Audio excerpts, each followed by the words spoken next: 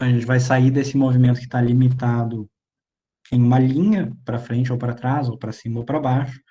A gente vai começar a entrar em movimentos que podem acontecer em diferentes orientações, em diferentes variações espaciais. E aí, quando a gente for fazer isso, a gente vai precisar de uma coisa melhor para descrever o movimento do que simplesmente colocar um sinal de mais e um sinal de menos, tá? Esse sinal de mais e menos funciona bem quando a gente está em uma dimensão.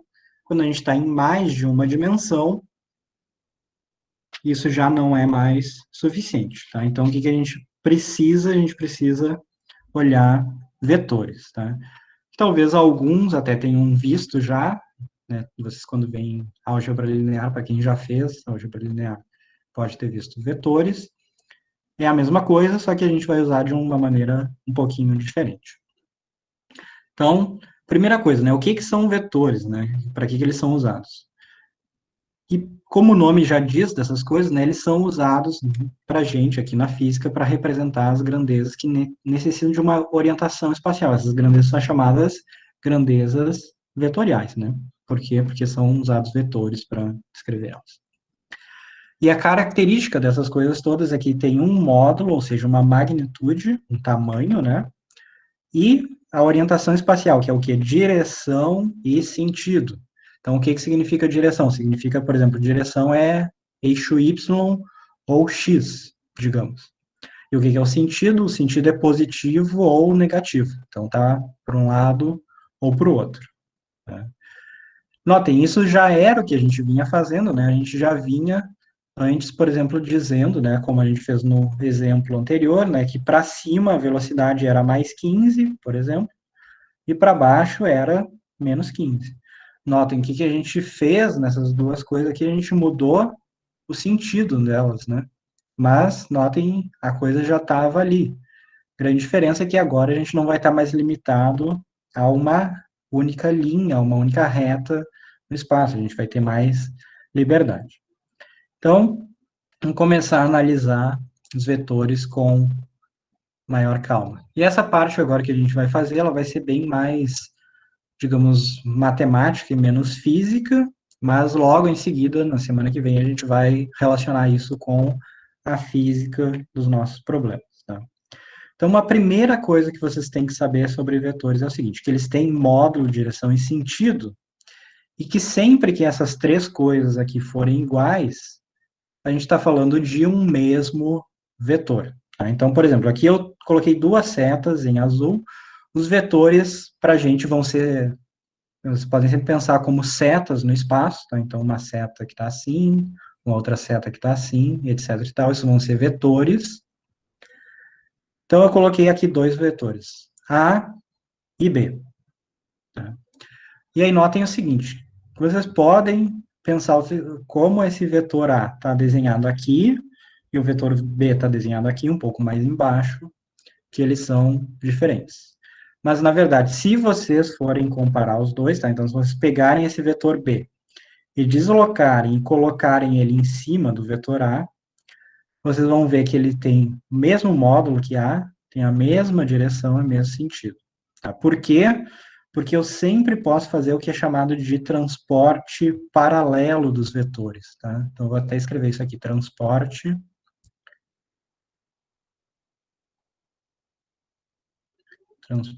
paralelo. Mas esse transporte ficou horrível aqui, vou escrever de novo.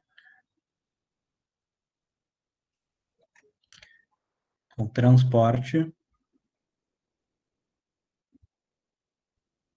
agora está melhor, paralelo. Tá, o que, que significa fazer um transporte paralelo? Significa pegar uma coisa, tá? Então pegar esse vetor A, por exemplo, e deslocar ele paralelamente, ou seja, sem fazer nenhum giro, tá? Então vocês não podem girar as coisas, mas vocês podem deslocar, fazer uma translação paralela. Se vocês notarem, isso é o que está acontecendo aqui, tá? Porque eu saí assim e assim, tá? E notem esse ponto inicial e o ponto final do vetor, eles descrevem retas paralelas entre eles, tá? Portanto, todos os pontos aqui do vetor A para o B descrevem também uma reta e todas essas retas são paralelas entre elas, tá? Ou seja, eu fiz um transporte paralelo entre os vetores.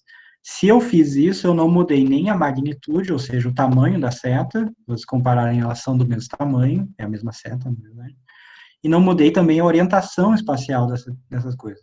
Portanto, se eu não mudei nenhuma dessas coisas, eu não mudei módulo, direção nem sentido, então o vetor A é o vetor B, tá? Então isso aqui é o vetor A também, tá?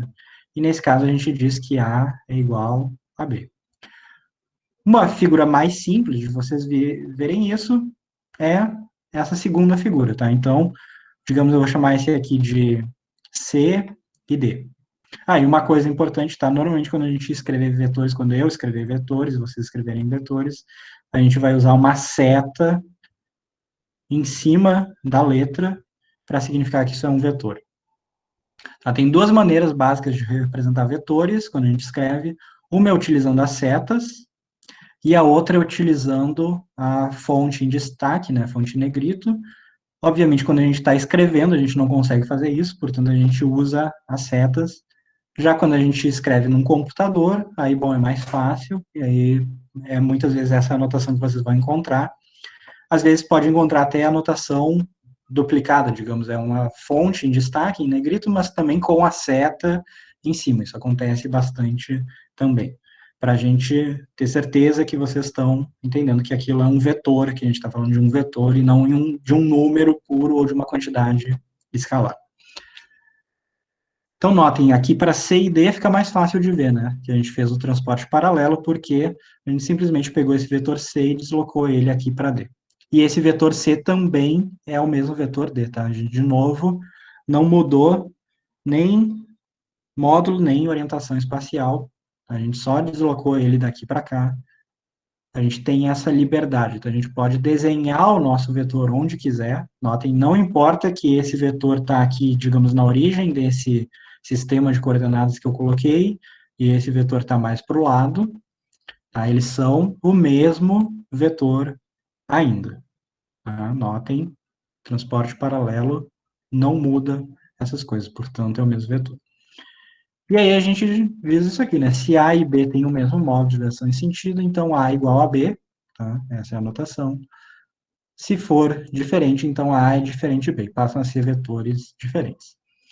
Um exemplo de vetores diferentes está aqui, né? Então eu peguei o mesmo vetor A que eu tinha antes, e notem que ele tá, o vetor B agora está no mesmo lugar que estava o outro, inclusive tem o mesmo módulo, mesmo tamanho, né, mesma magnitude, tem a mesma direção, só que o sentido agora está oposto. Essa seta está apontando aqui, digamos, para cima na página, enquanto essa outra está para baixo. E notem que agora B é diferente de A. Por quê? Porque eu mudei a orientação espacial.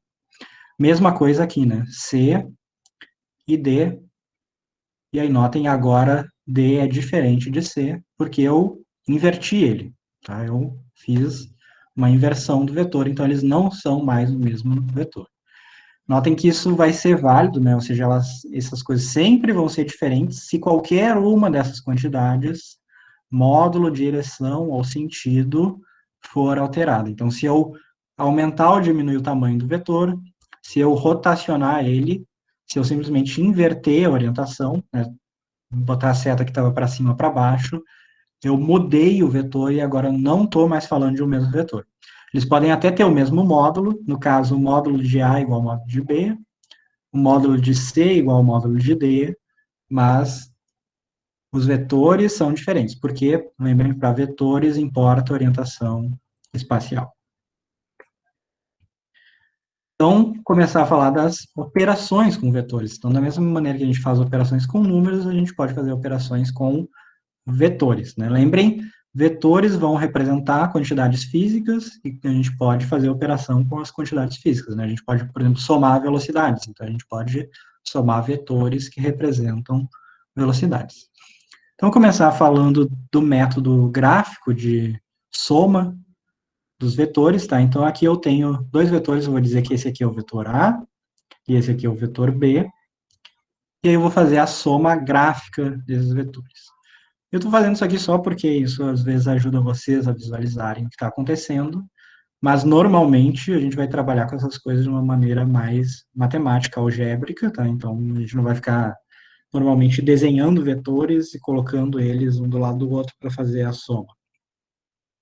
Mas, o método para somar vetores graficamente é o seguinte, a gente une os vetores da maneira que o final de um dos vetores esteja no início do outro vetor. Então, digamos aqui, vejam, eu peguei de novo, aqui a gente tem o vetor A e o vetor B.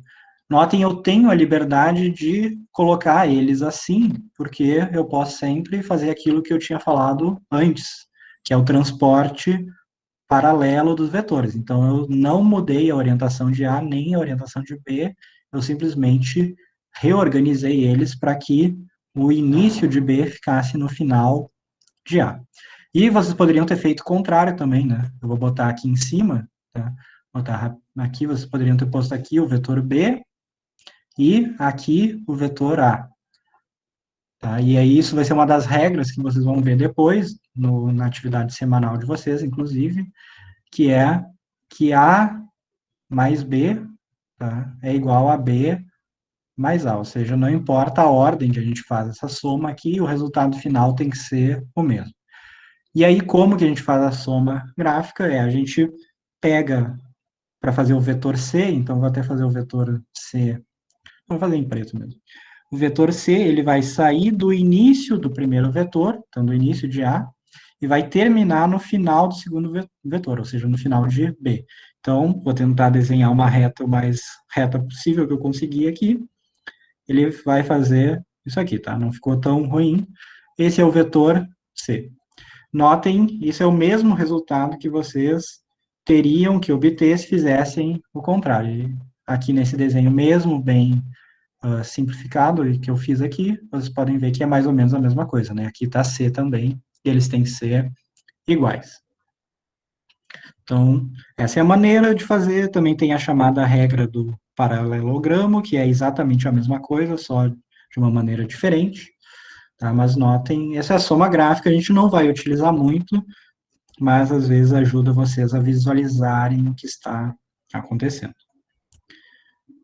A subtração dos vetores. Então, como que eu faria? Então, se vocês notarem aqui, eu tinha, esse era o vetor A e esse é o vetor B.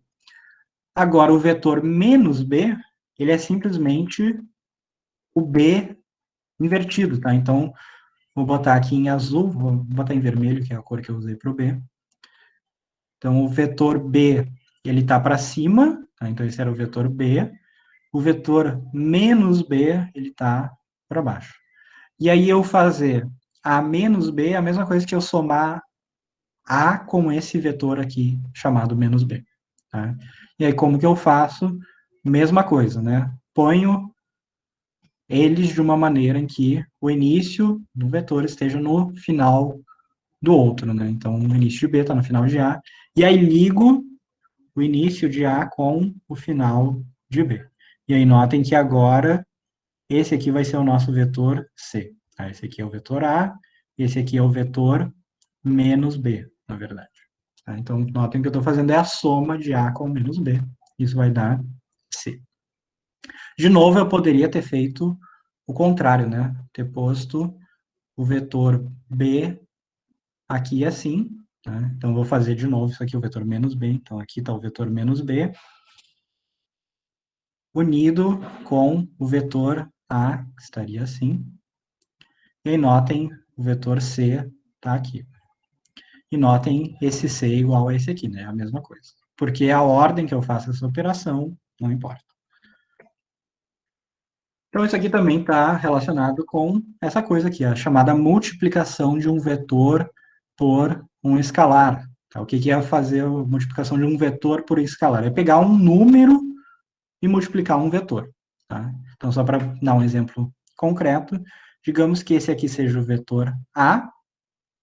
Então, como vocês podem notar aqui, se vocês forem medir esse tamanho dessa seta e esse tamanho aqui, vocês vão ver que o tamanho é igual. Portanto, essa seta aqui é o vetor menos A. E aí, notem que o menos A, na verdade, nada mais é do que eu pegar o número menos 1 e multiplicar ele pelo vetor A. Tá? Então, é a multiplicação de um escalar, um número, que nesse caso é menos 1, por um vetor. Da mesma forma, se esse aqui é o vetor, vou chamar de B, tá? Então então esse é o vetor menos B, agora sim. E aí o que eu quero falar, agora sim, com multiplicação, é que, na verdade, se vocês notarem aqui, B é o dobro de A, né? Então, B, na verdade, é o vetor 2A, tá? Portanto, a multiplicação de 2 por A, agora sim. Tá? Então, e o vetor menos B, né? Então, menos B é igual a menos 2A. Tá? Agora sim. Então, notem, multiplicação por escalar, né? Aqui eu estou dobrando o tamanho do vetor, simplesmente mantendo a orientação dele. Aqui eu estou dobrando o tamanho do vetor, mas trocando a orientação espacial. Né?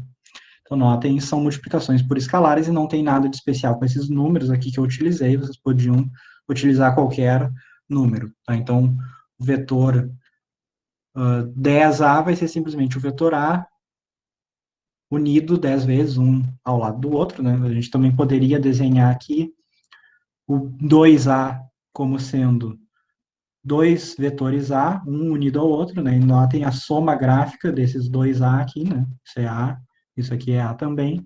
A soma gráfica deles é o vetor 2A.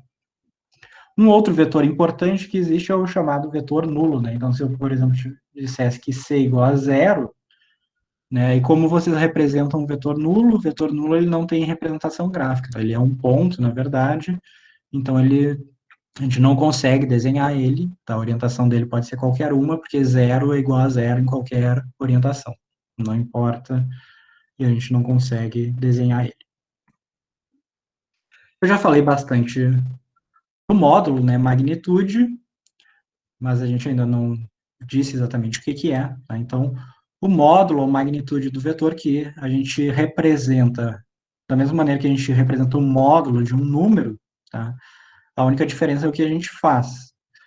Mas a ideia é a mesma, tá? Então, o módulo do vetor A, para começar com uma coisa só de notação, a notação simplificada que a gente usa, em vez de escrever isso aqui, tá? Então, a gente tem um vetor A, que é qualquer coisa, e é o módulo de A, é um valor, que vai ser positivo, mas a gente representa normalmente a notação simplificada simplesmente pela letra A sem a seta, tá? Então, notem, isso aqui representa o vetor A, enquanto que o A sem a seta representa o módulo de A, o tamanho de A. E a magnitude do vetor seria basicamente pegar esse vetor aqui, qualquer, e colocar aqui uma fita métrica e medir o tamanho realmente dessa seta. Isso seria a magnitude dela. Só que é lógico que, como a gente está em física, essa magnitude vai ser um valor escalar que representa alguma coisa, tá? Então, a magnitude do vetor, notem, essa coisa aqui, na verdade, é escalar, tá? Deixa de ser vetor e passa a ser um escalar. Então, por exemplo, eu poderia dizer que a magnitude do vetor A é, digamos, 10 metros, se eu estiver falando de uma posição. A magnitude do vetor A pode ser 15 metros por segundo, se eu estiver falando de velocidade. Ou a magnitude do vetor A pode ser 9,8 metros por segundo ao quadrado, se eu estiver falando de aceleração. Então, notem que quando a gente estiver falando de física, né, sempre o vetor vai representar alguma quantidade física, e essa quantidade física tem dimensão, né, tem unidades. Então, a gente vai lá e vai pôr as unidades também. Tá? Então, esse aqui é um vetor que representa a posição, então vou botar aqui posição. Tá? Esse outro vetor aqui representa a velocidade. E esse outro vetor aqui representa a aceleração.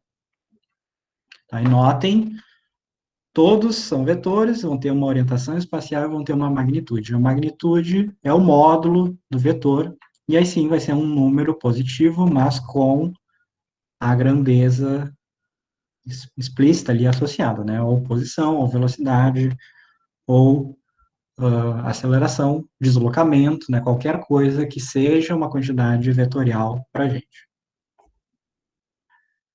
Então, falar de componentes dos vetores, tá? Então, a ideia é a seguinte.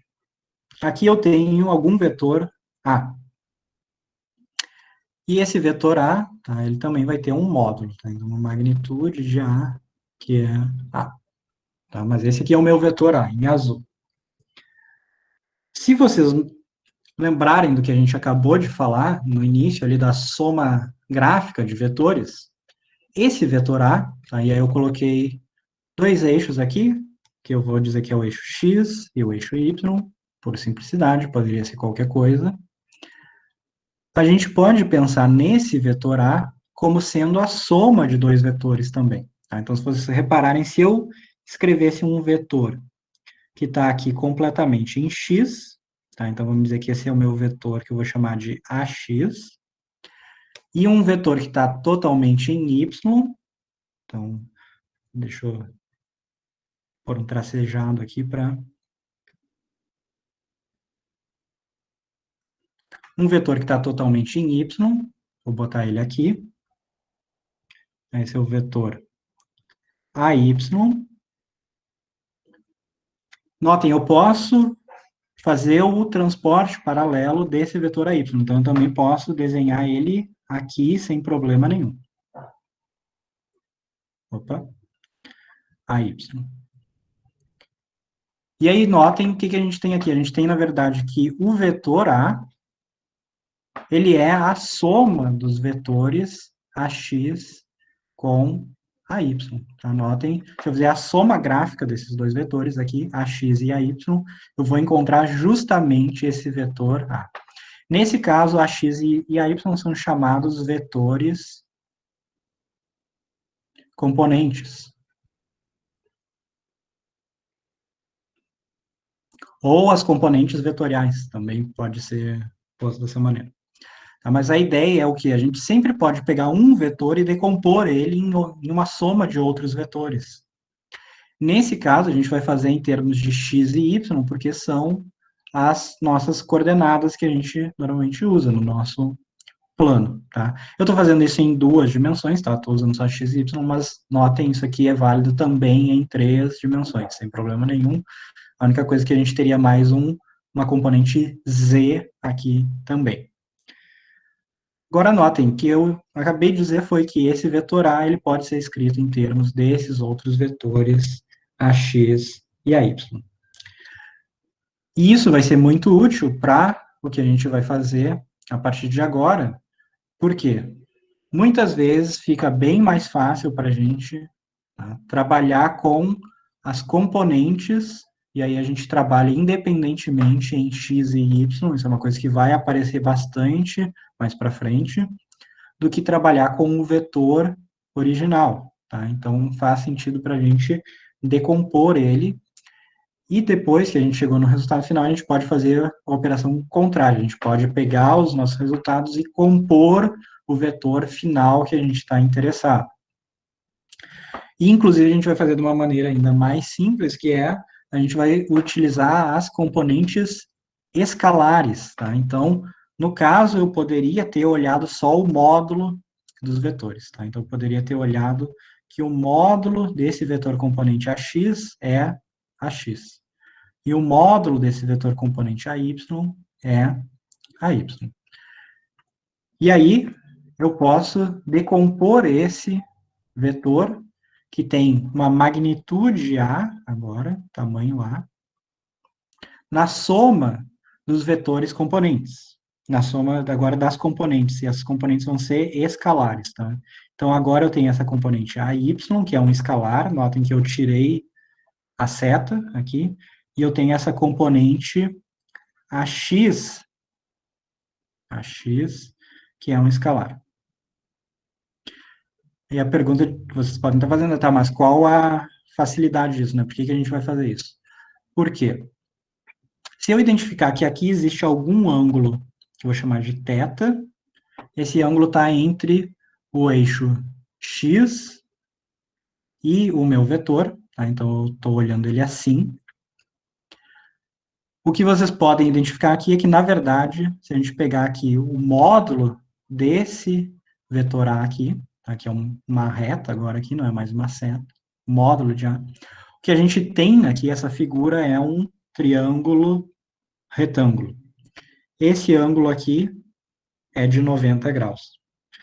E sendo um triângulo retângulo, passam a valer todas aquelas relações do triângulo retângulo. Tá? Então, quais são as relações que a gente conhece do triângulo retângulo? A primeira e mais simples de todas é que o módulo do vetor A, que eu chamo simplesmente de A sem a seta, ele obedece a Teorema de Pitágoras, né? Então, eu tenho que esse A aqui é simplesmente a raiz da soma dos quadrados das componentes, tá? Então,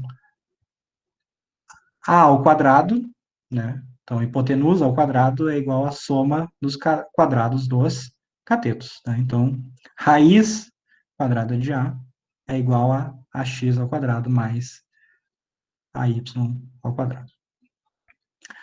Notem, né, também são válidas as relações que existem para o ângulo aqui, né? Então, quais são as relações que a gente sabe que existem para o ângulo? A gente sabe que o seno de um ângulo θ é igual ao quê? O cateto oposto dividido pela hipotenusa. Tá? E o que é cateto oposto? Vou até colocar em verde aqui. Cateto oposto é aquele que o ângulo olha para ele, né? Então, notem, o cateto oposto vai ser o AY, né? Então, cateto oposto, na verdade, isso aqui é AY dividido pela hipotenusa, e a hipotenusa, vou continuar usando azul aqui, é A. Tá? Ou seja, a relação que a gente encontra agora é uma relação que nos diz que AY, né, ou seja, o tamanho dessa componente aqui, notem que isso aqui é um escalar agora, né, corresponde ao tamanho do vetor A vezes o seno do ângulo θ. Então, sabendo esse ângulo aqui, e sabendo a componente, ou então sabendo o ângulo e sabendo o tamanho do vetor, a magnitude do vetor A, a gente encontra a componente. Qualquer uma dessas duas coisas é válida. Da mesma forma, aqui pro cosseno, né? Então, vou usar cosseno do ângulo θ é igual aqui ao cateto adjacente dividido pela hipotenusa. E notem agora o cateto adjacente é o quê? Aquele que está ao lado do ângulo. Portanto, isso aqui é AX dividido por A. E aí, de novo, a gente tem uma relação simples, né? Que é AX é igual a módulo do vetor A vezes o cosseno do ângulo. E ainda tem mais uma relação do triângulo retângulo, que eu não vou mostrar aqui, mas vocês devem saber, que é a relação para tangente, tá? E a tangente do ângulo θ é o quê? Cateto oposto por adjacente, ou seno pelo cosseno, mas isso aqui para a gente é AY dividido por AX. Anotem, todas essas relações são válidas. Né? Então, a gente tem todas essas relações válidas. E aí, como o nosso tempo está acabando, eu vou deixar o resto desse conteúdo para a gente falar semana que vem, tá? Então, só vou colocar aqui essas relações que a gente acabou de ver, tá? Então, todas as relações aqui, então, é AX, e aí notem o ângulo θ está aqui, tá? Então, o ângulo θ está aqui, esse é o módulo de A, esse é o módulo de AY, esse é o módulo de AX. Então, AX igual ao módulo de A vezes o cosseno do ângulo θ, AY igual ao módulo de A vezes o seno do ângulo θ, A ao quadrado é igual a AX ao quadrado mais AY ao quadrado, ou a mesma coisa, né? A igual a raiz positiva, lembrem que isso é um módulo, né? Portanto, é sempre positivo, é ax ao quadrado mais AY ao quadrado, e também a tangente do ângulo θ é cateto oposto por adjacente.